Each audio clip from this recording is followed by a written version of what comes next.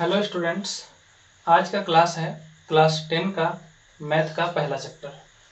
Class 10 math पहला chapter वास्तविक संख्याएं यानी कि रियल नंबर्स। इस क्लास को आरंभ करने से पहले हम चर्चा करना चाहेंगे आपके पूर्व में पढ़े हुए कुछ चीज़ों के बारे में जो कि है नंबर्स के विषय में। नंबर्स के कितने प्रकार हैं और नंबर्स के प्रकार के बारे में आप क्या जानते हैं। आपने अभी तक बचपन से लेकर के अभी तक बहुत सी चीज़ों के बारे में पढ़ा होगा। नंबर्स के बारे में प्राकृतिक संख्याएं होती हैं, पूर्ण संख्याएं होती हैं, पूर्णांक होते हैं। उन संख्याओं की एक छोटी सी चर्चा हम कर लेते हैं। जैसे कि प्राकृतिक संख्याएं किन्हें बोलते हैं। तो प्राकृतिक संख्याएं वे संख्याएं होती हैं जिससे हम लोग गिनती प्रारंभ करते हैं। प्रकृति में जो चीज़ें विद्यमान हैं, जो चीज़ें प्रकृति में है, उसको हम लोग जैसे गिनते हैं उनको प्राकृतिक संख्या बोलते हैं। तो हम लोग प्रकृति में मौजूद चीज़ों को एक से गिनना शुरू करते हैं, 1 2 3 4 5 ऐसे ऐसे करते करते जहां तक हमारी गिनती आती है वहां तक हम गिनते हैं। तो उनको बोलते हैं प्राकृतिक संख्याएं। ये प्राकृतिक संख्याएं शुरू होती हैं 1 से, 1 2 3 4 5 6 etc। ये इन्फिनिटिव तक जाती है, अनंत तक जाती है, जहां तक हम गिनती कर सके वहां तक जाती हैं। पूर्ण संख्याएं, पूर्ण संख्याएं इसी प्रकार की संख्याएं होती हैं, लेकिन इसमें एक अंतर है, इसमें जीरो को सम्मिलित किया गया है। प्राकृतिक संख्या में जीरो नहीं है, लेकिन पूर्ण संख्याओं में जीरो सम्मिलित है। इनको होल नंबर बोलते हैं और डब्ल्यू से दिखाते हैं। प्राकृतिक संख्याओं को नेचुरल नंबर से बोलते हैं, इसको एन से दिखाते हैं। तो पूर्ण संख्याएं क्या होती हैं? जीरो से शुरू होती हैं, 0 1 2 3 4 5 ऐसा करते हुए इन्फिनिटिव तक यानी कि अनंत तक जाती है। पूर्णांक, पूर्णांक किसको बोलते हैं? ऋणात्मक संख्याओं को और धनात्मक संख्याओं को जीरो के साथ मिलाकर बोला जाता है पूर्णांक। जैसे इन्फिनिटिव से ये भी होती है, यहाँ पे जीरो है, इधर आएंगे तो -1 -2 -3 -4 ये चली जाएगी इन्फिनिटिव तक। और इधर भी 1 2 3 4 5 ये भी जाएंगी इन्फिनिटिव तक। तो इसको हम लोग पूर्णांक बोलते हैं और इसको हम लोग जेड से दिखाते हैं, इसका सिंबल जेड। परिमेय संख्याएं, परिमेय संख्याएं किन संख्याओं को बोलते हैं? p/q के रूप में लिखा जा सकता है। p/q इस फॉर्मेट में हम इन्हें लिख सकते हैं, p/q, जिसमें p जो है ये कोई भी पूर्णांक होता है, कोई भी पूर्णांक होगा, इसमें हम लोग पूर्णांक ले लेते हैं। और q में भी हम लोग लेते हैं पूर्णांक ही, लेकिन जीरो को छोड़कर। पूर्णांक होता है जीरो को छोड़कर, जीरो को छोड़कर, जीरो नहीं लिख सकते, क्योंकि किसी भी संख्या को जीरो से अगर हम लोग भाग देते हैं तो इसको भाग हम लोग नहीं लगा सकते हैं, और इसका मतलब होता है इन्फिनिटिव, इसको हम लोग भाग नहीं लगा सकते हैं। ठीक है, इसलिए q में पूर्णांक नहीं हो सकता है, p में पूर्णांक होगा। और p/q के रूप में जिन्हें लिख सकते हैं उन्हें हम लोग परिमेय संख्या कहते हैं। उदाहरण के लिए 3/4, 1/2, 5/2, 3/2 etc। इसकी एक पहचान और भी है, इनकी परिमेय संख्याओं की पहचान एक और भी है, थोड़ा नीचे करना पड़ेगा, हम इसको नीचे एरो से दिखा देते हैं। अब परिमेय संख्याओं को हम लोग नीचे लिखेंगे और वास्तविक संख्याओं को भी नीचे लिखेंगे। इसकी एक पहचान और ये भी है कि इसको हम लोग दशमलव रूप में जब लिखते हैं तो इसका अंत हो जाता है, जैसे 0.25, 0.375, 0.5, 1.5। डेसिमल के बाद, दशमलव के बाद अगर संख्या का अंत हो जाता है, हम लोग लिखते हैं शांत, इनको बोला जाता है शांत। दशमलव प्रसार कैसा है? शांत है, यानी कि जो अंत हो गया, 2 डिजिट जाके खत्म हो गया, 3 डिजिट जाके खत्म हो गया, 1 डिजिट में खत्म हो गया, ये भी 1 डिजिट में खत्म हुआ है, तो इसको हम लोग बोलते हैं परिमेय संख्याएं। इनका परिमाण निकल रहा है इसलिए ये है परिमेय संख्याएं। अपरिमेय संख्याएं किनको बोलते हैं? अपरिमेय संख्याएं उनको बोलते हैं जिन्हें हम लोग p बाई क्यू के रूप में नहीं लिख सकते हैं। अपरिमेय संख्या किनको बोलते हैं? जिन्हें हम लोग p बाई क्यू के रूप में हम लोग इसको इस फॉर्मेट में इन लोग को हम नहीं लिख सकते हैं, p बाई क्यू के रूप में नहीं लिखा जा सकता है, उन्हें बोलते हैं अपरिमेय संख्याएं। किस तरह से? इसका एग्जाम्पल देख लीजिए, जैसे कि आपका √3, इसका वैल्यू पूरा पूरी नहीं निकलेगा, इसका वैल्यू पूरा पूरी नहीं निकलेगा। अगर निकालना भी चाहें तो डेसिमल के बाद इसका कोई कहाँ पे अंत होगा इसका कहना मुश्किल है। उसी प्रकार से √5 और भी हैं, √7, तो इन सभी को हम लोग क्या बोलते हैं? अपरिमेय संख्याएं बोलते हैं। दशमलव रूप में अगर लिखेंगे तो इसका इस प्रकार से हो सकता है 0.127539, कुछ भी हो सकता है, इसका अंत नहीं होता है। इसमें क्या होता है परिमेय संख्याओं में कि डेसिमल के बाद 1 डिजिट, 2 डिजिट, 3 डिजिट, 4 डिजिट, कुछ डिजिट तक जाने के बाद इनका अंत हो जाता है, लेकिन इनका अपरिमेय संख्याओं का अंत नहीं होता है। अपरिमेय संख्याओं को QC से दिखाते हैं, Q कॉम्प्लेक्स बोलते हैं इसको हम लोग, ऊपर में C लगा देते हैं, Q कॉम्प्लेक्स यानी कि QC से दिखाते हैं। अब बात करते हैं वास्तविक संख्याओं को, इसे हम लोग R से दिखाते हैं। वास्तविक संख्याओं की बात करते हैं, इन्हें हम लोग R से दिखाते हैं। और वास्तविक संख्याओं में हम लोगों ने जितने भी संख्याओं के बारे में पढ़ा ये सभी सम्मिलित हैं, इन सभी को मिला करके हम लोग क्या बोलते हैं? वास्तविक संख्याएं। और हम लोग का चैप्टर ही है वास्तविक संख्याएं। 10th क्लास का जो पहला चैप्टर है मैथ का वो है वास्तविक संख्याएं। तो आप इन्हें एक बार रिवाइज कर सकते हैं और हम लोग चलते हैं अपना जो टॉपिक है वास्तविक संख्याएं यानी कि रियल नंबर्स, उस पर चलते हैं। जैसा कि हमने कहा कि वास्तविक संख्याएं, इसके अंतर्गत सभी संख्याएं आती हैं, पूर्णांक हो, पूर्ण संख्याएं हो, परिमेय संख्याएं हो, अपरिमेय संख्याएं हो, वो सभी आती हैं वास्तविक संख्याओं के अंतर्गत, उसको हम लोग रियल नंबर्स बोलते हैं। तो रियल नंबर्स में हम लोग को सबसे पहले पढ़ना है यूक्लिड की विभाजन प्रमेयिका, इसे हमको पढ़ना है सबसे पहले। तो प्रमेयिका क्या चीज होती है? प्रमेयिका एक सिद्ध की हुई बात होती है, प्रमेयिका एक सिद्ध की हुई बात होती है, तो प्रमेयिका बोलते हैं, लेम्मा बोलते हैं, यूक्लिड्स डिवीजन लेम्मा, इंग्लिश में बोलते हैं इसको लेम्मा। तो यूक्लिड की विभाजन प्रमेयिका पढ़ने से पहले हम आप लोगों को कुछ रिवीजन करवाना चाहते हैं। भाग की क्रिया, डिवीजन, भाग लगाना, जो कि आप लोग 5वीं या 6ठी क्लास से पढ़ते आए हैं। भाग करने की एक आसान तरीका, कैसे भाग करते हैं? उदाहरण लेते हैं, हम लेते हैं कि 30 को हम भाग लगा रहे हैं 7 से, 30 को हम लोग 7 से भाग लगा रहे हैं। कैसे भाग लगाएंगे? 7 चौके 28, बच गया नीचे 2। तो जैसा कि आप जानते हैं इसको क्या बोलते हैं? भाज्य। इसका क्या नाम है? भाज्य। इसको हम लोग भाज्य कहते हैं। ये क्या कहलाता है? भाजक कहलाता है, इसको भाजक बोलते हैं। इसे हम लोग शेषफल बोलते हैं, शेषफल। और इसको हम लोग बोलते हैं भागफल। भागफल दिखाते कैसे हैं? भागफल को हम लोग कोशेंट बोलते हैं, Q से दिखाते हैं। शेषफल को रिमाइंडर बोलते हैं, इसको हम लोग R से दिखाते हैं। और भाजक और भाज्य, इसको हम लोग डिवाइडेंड, भाज्य को हम बोलते हैं डिवाइडेंड, इंग्लिश में बोलते हैं डिवाइडेंड, डिवाइडेंड बोलते हैं। और इसे बोलते हैं डिवाइजर, डिवाइजर। तो इसके लिए Q और R यूज किए हैं, क्योंकि यूक्लिड की विभाजन प्रमेयिका में इनका प्रयोग होगा और इनका भी प्रयोग होगा, लेकिन हम लोग इसको A और B से दिखाएंगे, इसलिए हमने इसका शॉर्ट फॉर्म में या फिर किसी कोई सिंबल हमने नहीं लिखा। तो हम लोग पढ़े हैं भाज्य जो होता है वो कैसा होता है? भाज्य किसके इक्वल होता है?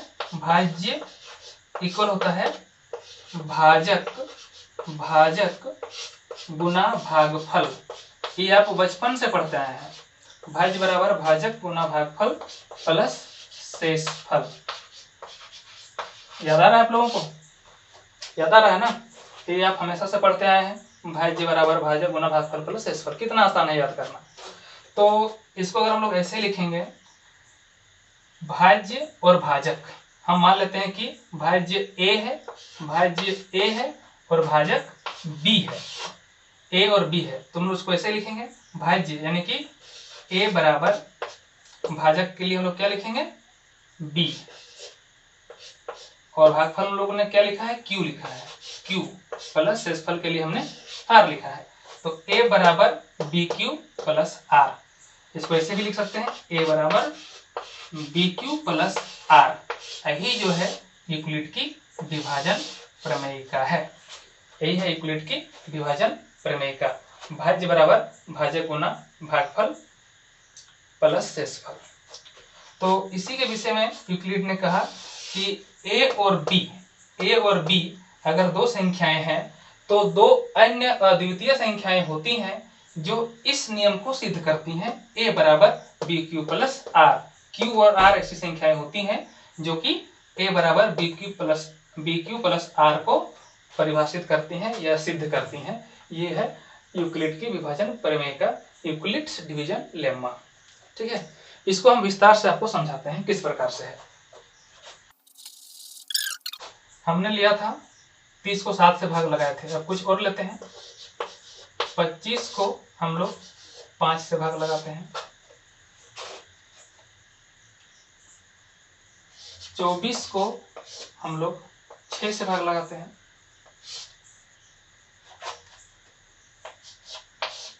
25 को 7 से भाग लगाते हैं, 5 को 6 से भाग लगाते हैं।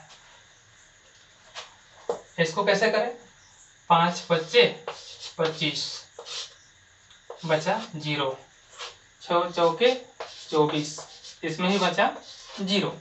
ध्यान दीजिएगा, 7 तिया 21, इसमें बचा 4। अब हम इसमें हैरान हो रहे होंगे कि मैंने ये क्या लिख दिया, अंदर में छोटी संख्या बाहर में बड़ी संख्या।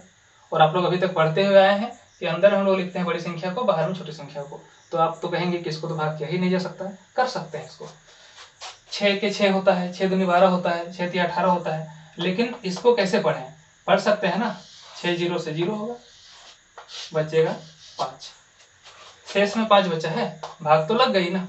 अब इसको हम कैसे लिखते हैं देख लीजिए। 25 इक्वल टू 25 बराबर हम लोग क्या लिखेंगे, भाज्य बराबर भाजक गुना भागफल प्लस शेषफल, भाजक गुना भागफल, यानी कि 5 गुना 5 प्लस 0। इसको लिखेंगे 24 इक्वल टू भाज्य बराबर भाजक 6 गुना 4 प्लस 0। इसके लिए भाज्य बराबर भाजक गुना भागफल प्लस शेषफल, यानी कि 25 इक्वल टू भाजक गुना भागफल प्लस शेषफल। और इसमें भी लिख सकते हैं 5 इक्वल टू क्या लिख सकते हैं, भाज्य बराबर भाजक 6 गुना 0 प्लस 5। सभी संख्याओं को हम इस रूप में लिख सकते हैं, भाज्य बराबर भाजक गुना भागफल प्लस शेषफल। और यही है यूक्लिड की विभाजन प्रमेयिका, यानी कि a बराबर बी क्यू प्लस आर। यहाँ पर a 25 है, यहाँ पर 24 है, यहाँ पर भी 25 है, यहाँ पर 5 है। b की जगह पर यहाँ पे 5 है, यहाँ पे 6 है, यहाँ पर 7 है और यहाँ पर 6 है। शेषफल में यहाँ पे 0 है, 4 है, 5 है। इस रूप में लिखने पर हम क्या पाते हैं, इस रूप में हम लोग लिखने पर हम लोग पाते हैं क्या, कि जो r का वैल्यू है, प्रत्येक में जो शेषफल का वैल्यू है वह जो है इससे b से बड़ा नहीं है, किसी भी केस में b से बड़ा नहीं है। यहाँ पर देखिए 0 है, यहाँ पर 0 है, r का वैल्यू क्या है 0, ये b है हम लोग का। इसमें देखिए r का वैल्यू 0 है, b की जगह पे 6 है। यहाँ पर r का वैल्यू 0 है, b की जगह पर 7 है। यहाँ पर r का वैल्यू 5 है, b की जगह पर 6 है। यानी कि कभी भी किसी भी केस में r का वैल्यू जो है सो b से बड़ा नहीं होगा। और यूक्लिड ने साथ में इसके लिए लिख भी दिया है, a बराबर बी क्यू प्लस आर होता है, जहाँ की r जो होता है, r का जो वैल्यू है वो क्या होगा, बड़ा होगा 0 से या बराबर में होगा। r का वैल्यू 0 से बड़ा होगा या फिर 0 के बराबर होगा, लेकिन b से क्या होगा, छोटा ही होगा, b से छोटा ही होगा, यानी कि r से बड़ा b होगा। इसको हम ऐसे लिख सकते हैं, b जो है सो r से बड़ा होगा, r 0 से बड़ा होगा या फिर 0 के बराबर भी हो सकता है। तो इसको हम बोलते हैं यूक्लिड की विभाजन प्रमेयिका। इसका परिभाषा हम लिख देते हैं। इस प्रमेयिका में कहा गया है दो धनात्मक पूर्णांक ए और बी के लिए Q और R पूर्णांक अद्वितीय, Q और R अद्वितीय पूर्णांक विद्यमान होते हैं जिससे कि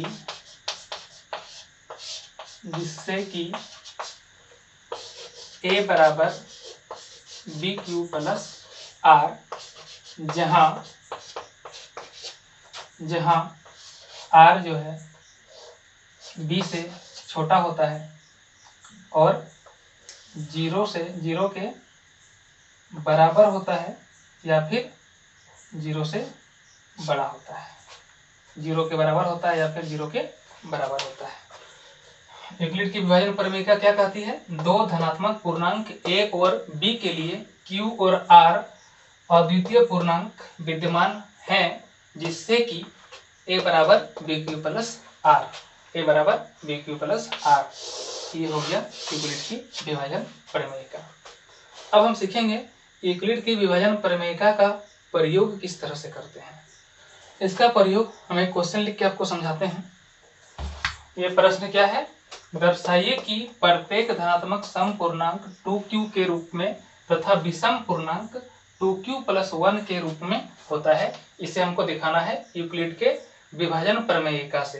प्रश्न बहुत ही आसान है, जो मैंने आपको अभी सिखाया विभाजन क्रिया करने की, उसी क्रिया पर आधारित है और आशा है कि आप समझ रहे होंगे। आप चुटकियों में से सॉल्व कर सकते हैं। इसे हल करने के लिए क्या करते हैं? माना दिया गया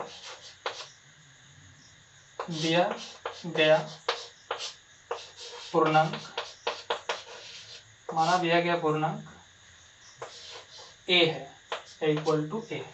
माना दिया गया पूर्णांक इक्वल टू a। क्योंकि बोला है 2q या 2q प्लस 1 के रूप में होता है, हम लोग 2 से भाग लगाते हैं। 2 से विभाजन करने पर या भाग देने पर, विभाजन करने पर या फिर भाग देने पर 2 से माना दिया गया विषम पूर्णांक इक्वल टू a तथा 2 से विभाजन करने पर q भागफल तथा r शेषफल है। तो विभाजन प्रमेयिका के रूप में अगर हम लोग इसको लिखेंगे तो a बराबर bq प्लस r होगा। b की जगह हमें दिया हुआ है भाजक है, b क्या है? भाजक है। तो भाजक के जगह पर 2 दिया हुआ, यहाँ भी 2 है, वहां भी 2 है।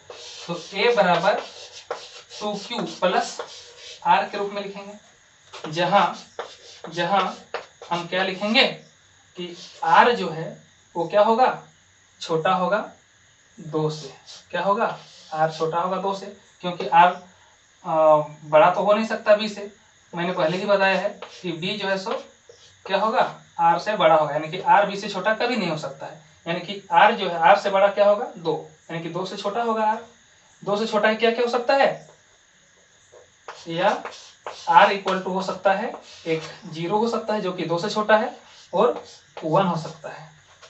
2 तो होगा नहीं, 2 से छोटा ही होता है। b से छोटा है, यानी कि 2 से छोटा होगा, तो 0 और 1 हो सकता है। अब हम इसको आगे लिखेंगे। तो कैसे लिखेंगे आगे देखिए। तो आगे जब हम लोग लिखेंगे तो कैसे लिखेंगे? जब r इक्वल टू 0, तो a बराबर क्या हो जाएगा? a इक्वल टू हो जाएगा 2q प्लस 0, या a बराबर हो जाएगा 2q। बहुत सिंपल है। जब r इक्वल टू 1, तो क्या हो जाएगा? a बराबर 2q प्लस इसकी जगह पे 1। प्रश्न भी यही कह रहा था कि दर्शाइए कि कोई भी धनात्मक सम पूर्णांक 2q के रूप में तथा विषम पूर्णांक 2q + 1 के रूप में होता है। तो अब देखिए हमारा ये भी आ चुका है, ये बराबर 2q + 1। यही तो साबित करना था, यही तो दर्शाना था प्रश्न में। a बराबर 2q + 1 ये सम है और ये विषम है।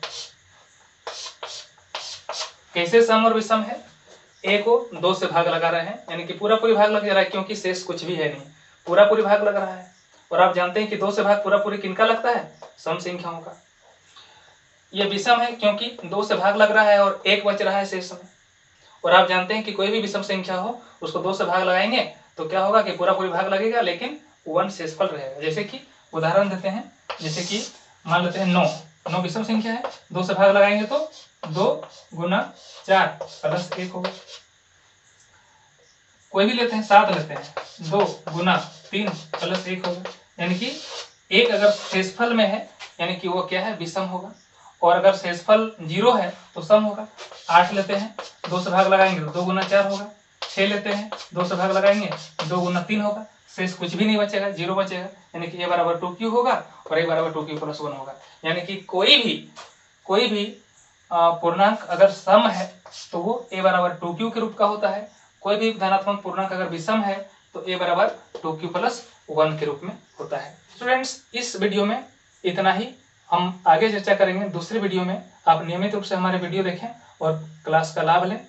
एक एक करके आपको चैप्टर वाइज पढ़ते क्लास को मैं करवाते जाऊंगा। वीडियो अगर अच्छा लगा हो तो अपने दोस्तों में शेयर करें और लाइक करें, और साथ ही कमेंट में अपना प्रॉब्लम भी बताएं। धन्यवाद।